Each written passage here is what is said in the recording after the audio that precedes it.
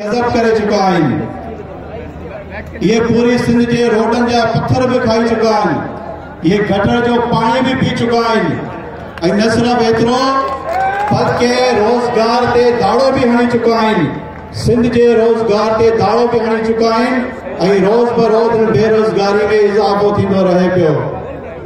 ये सिंध जूं शुगर मिलूं जेके ज़रदारी साहब जूं ज्यादातर आहिनि, उहे शुगर मिलुनि में शुगर मिलन जो कमान जो पांचे रेट ते खरीद कन था।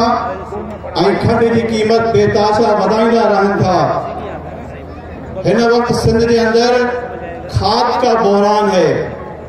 इस तरीके से बहरान ये पैदा किया गया है कि एक मन की बोरी जो पहले 1700 रुपए मिलती थी वो 3000 से ज्यादा की मिल रही है, मगर वो भी ब्लैक में मिल रही है। और ये इस तरीके से लूट रहे हैं कि आम एक जो हारी है, आम एक जो किसान है, उसको तो ये खाद मिलती नहीं।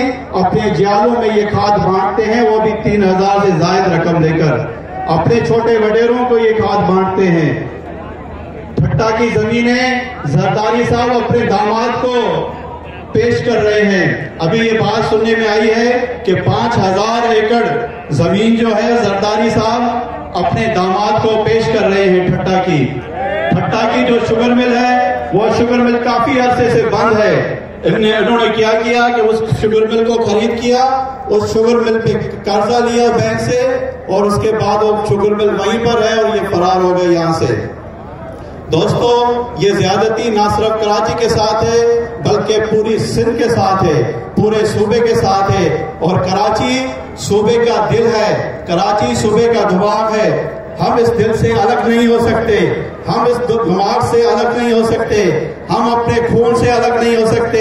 इंशाअल्लाह ताला ये तहरीक सिंध के गोठों में भी चलेगी, सिंध के शहरों में भी चलेगी, सिंध की गलियों में भी चलेगी।